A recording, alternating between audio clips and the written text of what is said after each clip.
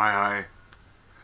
I just wanted to start a little recording here and analyze a little video that I just saw. Just to give you a brief, short summary and introduction into who I am. You can call me Gilli Pong, and I am basically a believer, and I have faith in God above. I'm watching these atheistic videos and how they analyze things, and I ran upon this video that made me laugh a little bit. This is Robert Sapolsky, I think his name is. He's a Stanford professor.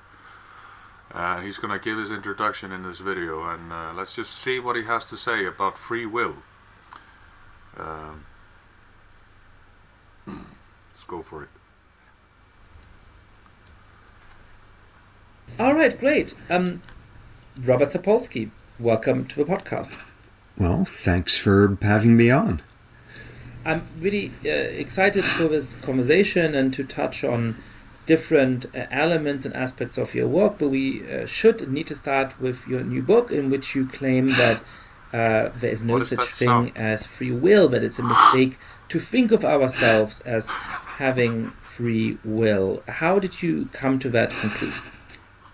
Well, this is not going to count as terribly scientific, but I was 14 when I decided that there was no such thing. I was having all sorts of, I suppose, early adolescent sort of Sturm und Drang, or however one pronounces that. It was, and one night at 2 a.m, I woke up and I had this sudden clarity as to explaining everything that had been bothering me, which was, I get it.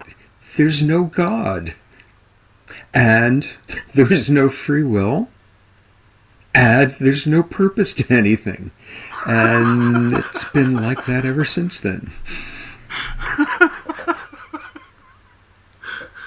So let me get this straight. This is a Stanford professor, and he says that there's no free will. And he realized that when he was 14 years old. And he's writing a book about that. But if you look at this guy, he's like the definition of free will. I have long hair. Look at this guy's hair. If his hair isn't the complete proof of free will, I don't know what. And I don't know, maybe he has some kind of a condition or something, but while he was being asked the question, he would always hear this.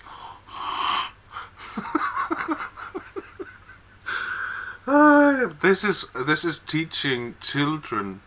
This man is teaching children, sorry. Didn't want to misgender him or whatever. But this man seems to be teaching children about what? So what is the intellectual case for that? Why should we trust your intuition when you were 14? Well, I certainly had some hesitancy there. Basically, the science, I'm half a neurobiologist, half a primatologist, and like people, whether they would say so or not, have been. So he's half a neurobiologist and half a primatologist. So he's one of those guys that thinks we are monkeys. Okay. How can you be half this and half that? But he's like 100% a moron. Because he's saying that he's 14 years old when he just realizes that there's no free will and there's no God, and how we should trust his intuition is that then he's quoting science and using his credentials as some kind of a proof that this intuition when he was 14 years old is true. Working on this issue intensely in laboratories with lots of different disciplines. Working on this issue, Let's go a little people, back. whether they would say so or not, have been working on this issue intensely in laboratories with lots of different disciplines. And what you've got is enough of a landscape of insight as to what's going on with the nuts and bolts of our behavior, that even though every piece of it is not there yet, you can't predict everything about behavior, you're never going to be able to. Nonetheless, you see the structure of what makes us who we are, and when you look at that closely, there is not a crack anywhere in it into which you could, shoehorn in a notion of free will.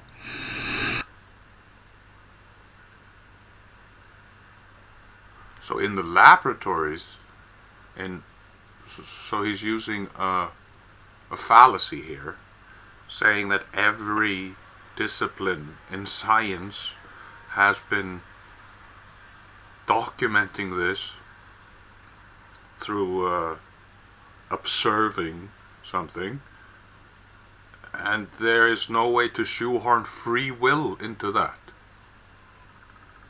Can anybody please help me understand this logic? Please comment and like and subscribe if you can, because I'm going to do more videos like this, but I'm going to try to go as far as I can through this video without getting an allergic attack or stupidity or something. Because this is a guy that is working in Stanford, right? He should at least have the decency of following his own discipline as a professor and a scientist.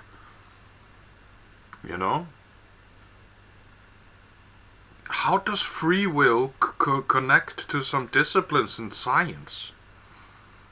Maybe I'm dumb, maybe I'm crazy, but I'm not getting it. Why is it that predictability and the notion of free will are in such direct conflict in the way you put it? Which is to say that, I might be able to predict the behavior of a close friend of mine, because in part I know what will make them choose certain things. I know about their values, I know about the kind of way in which they reflect about the world, and so I know that if I say a particular kind of thing, they'll actually give a certain kind of response. But they might say that as long as the action accords with their reasoning processes and their values and so on, that doesn't actually undermine the fact that there is a useful notion of free will at play here. So how is it, why is it that sort of in the debate about free will, the idea that if we can predict something that proves the inexistence of free will has been so central? Well, that plays out on a number of levels. On the most abstract one, we're never going to be able to predict everything, and chaos theory is this whole, very frothy way of exploring the fact that the world can be utterly deterministic, yet unpredictable and formally unpredictable, and it doesn't matter how big of a metaphorical magnifying glass we have to look at some phenomenon. There's unpredictability that's just intrinsic in three-body problems, and as soon as you get any version of that. But on the more meaningful level, the predictability we have at this point is a statistical one. You may not be able to look at every kid growing up in a horrible, threatening, unstable neighborhood and predict exactly what's going to come of every one of them, but you can predict with a fair amount of confidence that on the average, more of those kids are going to wind up in trouble with the police than a cohort growing up in a nice, cushy suburb. You get predictability on that level. But the main thing is, it really doesn't matter if the science has not brought us to a point where we can predict exactly what your friend is going to say next. What it has brought us to is at the point where we can understand how that friend got to that moment and how there was no agency going on in that. Right, but as I understood what you... How can you use science to predict behavior? is he just looking at monkeys and thinking that men are monkeys, and he's trying to figure out why people don't have free will, and because he was 40? I don't get it. I can't watch anymore. This is complete nonsense. Who is this guy? Robert Sapolsky. Let me take a look at this guy here. So on YouTube, he's been talking to Jordan Peterson. All right.